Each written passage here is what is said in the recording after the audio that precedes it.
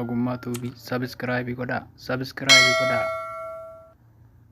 laayikii godhaa, sheer godhaa, nu cinaa dhaabbadhaa. Tolee, attam jirtu fagoof dhiyoo kan jirtan Oromoon hundinuu nagaa keessanii, ani nagaa kootti, nagaan isiniif haa ta'u. Barnoota suphaa mobaayilaa waliin marii baranna amma. Namoonni suphaa mobaayilii hojjettanii jireenya mataa keessanii gaggeeffachuu barbaaddan yookiin immoo dhuunfaamatti manatti yeroo waan keessan isin jalaa tabalaa yookiin immoo isin jalaa cabu sirreeffachuuf fedhasaa kan qabdan jechuudha. Karaa yuutuubii ogummaa tuubii jedhu kanaatiin yoo na hordoftanii salphumatti mobaayila keessaniif furmaata ofiima keessaniif ta'uu dandeessu. Darbee immoo madda galii godhachuu dandeessu jechuudha. Akkuma beekamu mobaayilli teekinooloojii baay'ee ammayyaawaa yookiin immoo baay'ee namni hundumtuu itti fayyadamudha. Kanaaf mobaayila namni dhabee waan hin jirreef hojii kanaan bu'aa akka argattan shakkii hin qabu. Waan hundumaafiyyuu ogummaa kana baruudhaaf of qopheessuun isin barbaachisa. Ogummaa kana amma dandeettii kootii, amma beeku, amma beekumsa kootii waa tokko iyyuu irraa nan bifadhu isinittan himaa. Ofii koof sammanii ittiin hojjedhee jiraachaa jira. Isiniifis bu'aa buusa waan jedhu yaadee karaa yuutuubii akka walii wajjin barannuuf murteessee jira. Kanaaf yuutuubii keenya ogummaa tuubii sabiskiraayibii gochuu hin dagatinaa. Sabiskiraayibii yoo gootan anaanis na jajjabeessitu. Hiriyoota keessaniifis viidiyoo kana sheerii yoo gootan hiriyoonni keessanis akkuma keessan ogummaa kana baruu danda'u jechuudha. Kanaaf har'a waa muraasan isiniif qabadhee jira. Mobaayila jechuun kutaawwan gurguddaa lamarraati kan inni hojjetame. Innis haardweerii fi sooftiweeriidha. Haardweerii inni jennu wantoota qaqqabamuu danda'an yookiin immoo qaama mobaayilaa ala isaaf keessa isaa kabarii isaatii jalqabee hanga keessa isaa boordii IC wantoota bakka qaqqabamuu danda'an harkaan kan tuqamanii yookiin immoo irraa ba'anii kan biraan jijjiiramuu kan danda'anii yookiin fakkeenyaaf ispiikariin tokko yoo gubate jijjiiruu kan danda'amu harkaan qabnee itti jijjiirra waan ta'eef haardweerii jedhama kun. Haardweeriin walumaa galatti wanta harkaan qabamuu danda'udha.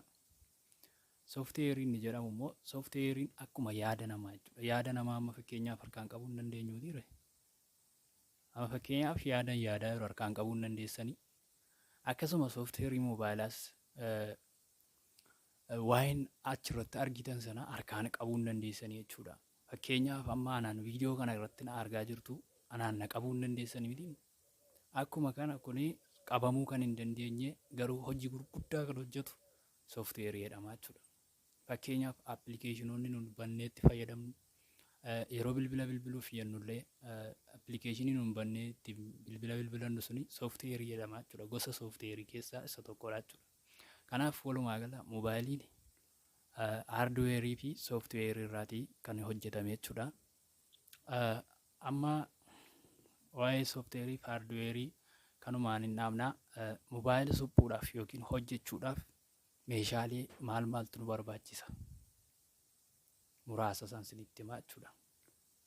Jalqaba irratti bilooweeriidha. Bilooweerii jechuun iskiriinii yookiin fakkeenyaaf baatirii konneektarii, chaarjii konneektarii, chaarjii fi mobaayilii keenya kan walitti quunnamsiisan ittiin baasnee kan biraa gashuudhaaf kan nu gargaaru. Iskiriinii cabe yookiin immoo kan gubate fakkeenyaaf baasnee jijjiiruudhaaf bilooweeriidhaan baasnaa jechuudha. Bilooweeriin qaama mobaayilirra wantoota jiran hundumaa ittiin buqqisuuf yookiin ho'isee baasuudhaaf kan nu gargaarudha. Inni lammaffaan immoo kaawwiyaadha. Kaawwiyaan immoo wanta bilooweeriidhaan ho'isnee yookiin gubnee baasne sana deebisnee dhaabuudhaaf fakkeenyaaf iskiriinii baasne yoo ta'e iskiriinii kana deebisnee dhaabuudhaaf kaawwiyaa nu barbaachisaa jechuudha. Kaawiyyaanis ho'a waan laatuuf footoon isaa argaa jirtan kanadha kaawuyyaa jechuun. Kan biraan immoo mafcaa yookiin hiiktuu isin barbaachisa. Mobaayilii kamiyyuu rakkoo keessaa godhatee yoo ta'e fakkeenyaaf yoo haardweeriidha taanaan sooftiweeriin ta'in malee jechuudha. Wanta haardweerii ta'e yookiin immoo keessoo isaadhaa waan gubate tokko maayikii sagalee kootu namaaf dhaga'amuu didee yoo jedhan amma maayikii jijjiiruudhaaf hiikuu isin gaafata. Mobaayila hiiktuun kanaaf isin barbaachisa. Inni itti aanu DC jechuun dhagaa malee yookiin baatirii malee mobaayila tokko yeroo isin itti fidanii naa ilaalii maal ta'e isiniin jiranii tuuma dhagaa hin gashin yookiin immoo baatirii malee jechuudha. Ittiin bantanii mobaayilii kana yoon banama ta'e bantanii rakkoo isaa ilaaluu kan ittiin dandeessanii, yookiin immoo hin banamu yoo ta'e salphumatti rakkoo mobaayila kanaa haardweerii ta'uuf sooftiweerii ta'uusaa ittiin adda baafachuuf kan isin gargaarudha jechuudha. Kanaaf DC'nis hin barbaachisaa jechuudha. Inni kaan inni hafee maltimeetirii. Maltimeetiriin baay'ee isin barbaachisa. Meeshaan tokko hin gubatee hin gubanneessa kan ittiin baruu dandeessan yookiin safara wanta tokko meeshaa keessanii sana baruu kan ittiin dandeessanii meeshaan elektirooniksii kamiyyuu yennaa ta'e mobaayilii yoo ta'uu baatu meeshaa elektirooniksii kamiifiyyuu maltimeetiriin barbaachisaadha. Maltimeetiriidhaan adda baafattu jechuudha. Har'aaf maqaata meeshaalee yookiin immoo suphinsa moobayilaadhaaf wanta nu barbaachisan kana jedhee isinitti himeera. Kutaa itti aanuun viidiyoo isiniif qabadhee ni dhiyaadha. Sirriitti na hordofaa. Kutaa kutaadhaan hojjedheen isiniif dhiyeessaa. Afaan keessan afaan Oromootiin isiniif dhiyeessaa. Akka isinii galutti viidiyoo babbareedaa hojjedheen isiniif qilleensarra isinii oolchaa. Isin immoo YouTube chaanaalii keenya sabiskiraayibii godhaa. Viidiyoo keenyas hiriyoota keessaniif sheerii godhaa. Yoo isinitti tole immoo laayikii godhaa. Koomentiis naa barreessaa. Yaada keessaniin na cina dhaabadhaa, na jabeessaa. Oromoo koo isin malee homaa tokkoyyuu hin qabuun.